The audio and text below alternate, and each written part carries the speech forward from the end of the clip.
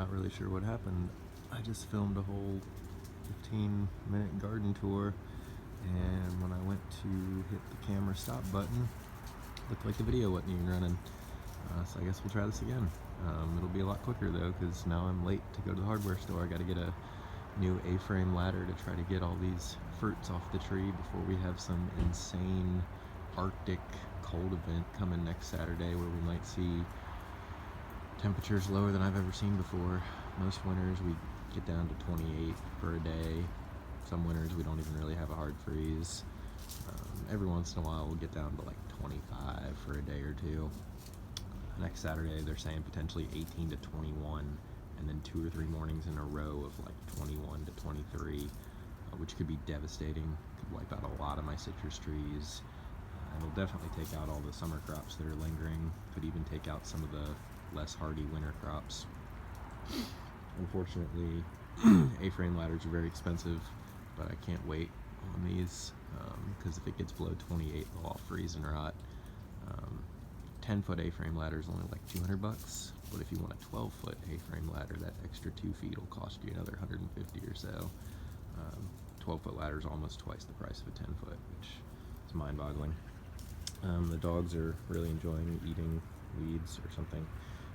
Yeah, I said I would do this quickly. We'll do a front yard garden tour a little bit later.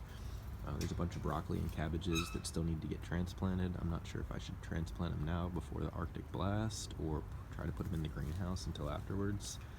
They've been sitting in these trays way too long, so going in the greenhouse is really not an option. Not a good option anyway, but it is what it is. Got some volunteer purple kohlrabi from like 2 years ago that's got these like football-sized stems on it. There's some yellow chard. We had bok choy in here, but I'm going to stop growing bok choy. It's such a weak plant. It always immediately bolts to flower, and now it's even got some like crazy disease or something. Looks like a rot. I got quite a lot of fruits off the Solanum abutyloides. I'm still looking for a good common name for this. This is one of my favorite tropicals. I might try to drag this into the actual house, even though it's in like a 30-gallon pot. I'll break my back. But it's such a cool plant. People incorrectly refer to this as a dwarf Tomarillo. It is not a Tomarillo. It is not a dwarf version of a Tomarillo. It's a completely different species than a Tomarillo. It is Solanum abutyloides, and if you can help me think of a good common name for it, let me know. It makes these cool little berry fruits quite prolifically.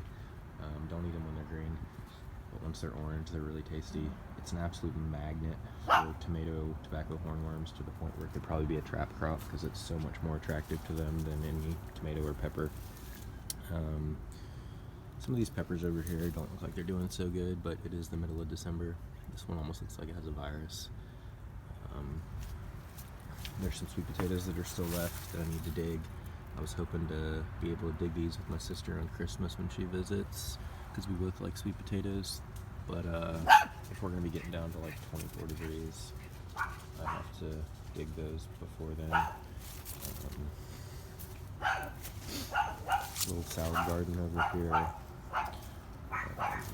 Mostly just lettuces, radishes, a few other things in containers.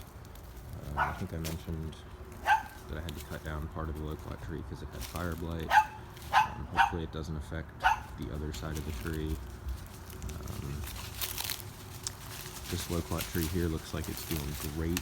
It's got quite a lot of flowers on it. Hopefully the cold doesn't negatively impact the yield potential for the spring. A lot of the trees are sideways because of Hurricane Ian. This olive tree here is sideways. This thing fell over during Ian. I think it has a nutrient deficiency.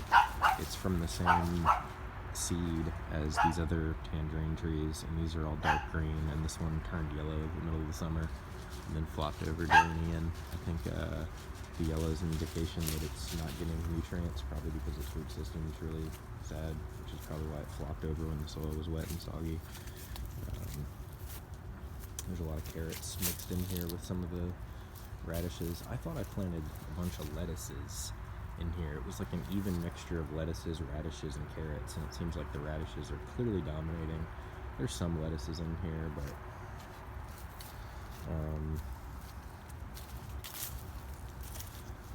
things in the greenhouse are doing fairly well, I would say, other than my attempts at citrus grafting, which I was not very good at. It's nice and toasty in here today compared to outside. I think the high today is only in the mid-50s, but full sun, so it's going to be nice and warm in here in the greenhouse. It smells like nasty stinkhorn mushrooms in here because they keep popping up in this raised bed. I guess some compost I put in here must have had stinkhorn mushroom spores in it, and that is by far the worst smell I have ever encountered in my entire life, to the point where I even looked up the chemical composition.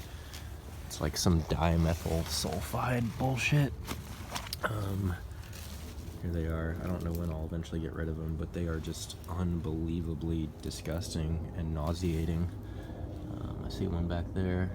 I don't really know what to do about it at this point. Literally makes me want to throw up. Trying to do some grafting. This one does not look like it took. Grafting's really difficult. Now I gotta come back in here and find more stinkhorn mushrooms. They're completely harmless from what I read. They just smell unbelievably gross. These grapefruits look like they're doing pretty good. I don't know if y'all have actually seen a stinkhorn when it's fruiting, but here's one back here. See that orange looking thing? But it's one of those things that I mean, it's just unbelievably disgusting for no reason. I guess to attract flies or something, but I mean, I literally want to throw up right now.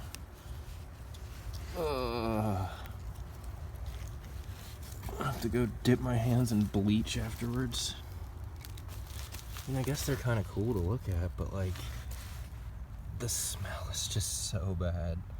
Now it's gonna be all over my phone. This is so nasty. I should chuck all these in my neighbor's yard is what I should do, but I'm not that terrible of a human being, I guess. But it's crazy because you can have a huge greenhouse and one of these mushrooms pops up and the whole greenhouse will smell like rotting flesh, and then you have to find the thing.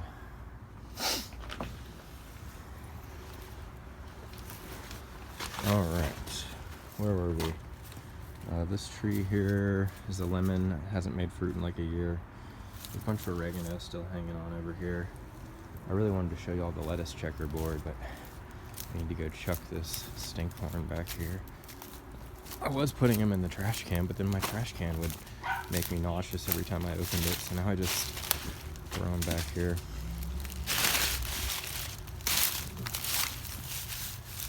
Little elderberry. I was a fool and purchased an elderberry tree, even though it's something we've been forward in the wild here. So quite a lot of summer stuff still hanging on. Sweet potatoes. There's still tomatoes over here, which is hilarious because it's almost Christmas. Some peas, climbing this trellis. They're in the shade, so they're not growing fast, but maybe they'll have some protection from the frost. This purple Tabasco plant here is really cool. This actually segregated out of a group of purple cayennes, and there's two distinct types. There's like this lilac purple jalapeno shape, and then there's a darker purple Tabasco shape. They all turn red when they're ripe. You can see they start out perfectly purple, and then they get some green on them. But yeah, it was cool because I thought I was just planting purple cayennes, and out of the 10 or 12 purple cayenne seeds I planted, I had one that popped up as like a lilac jalapeno and one that popped up as a purple Tabasco. So that's kind of neat. These dwarf watermelon figs, they flopped over during Hurricane Ian, so they're sideways now, but they still produce pretty well. I wish I had devoted more space to the dwarf figs because it's a really, really tasty variety, and they're hardier than citrus. Compost pile doing better than a lot of the planted stuff, as usual. There's some like purple stemmed collards in there, some arugula in the back, some tomatoes still hanging on. I think I told you I did cut down the apple tree because it got some weird disease last year. Maybe the same fire blight that the loquat got. Maybe the apple tree had the fire blight first and then it spread to the loquat. Who knows? But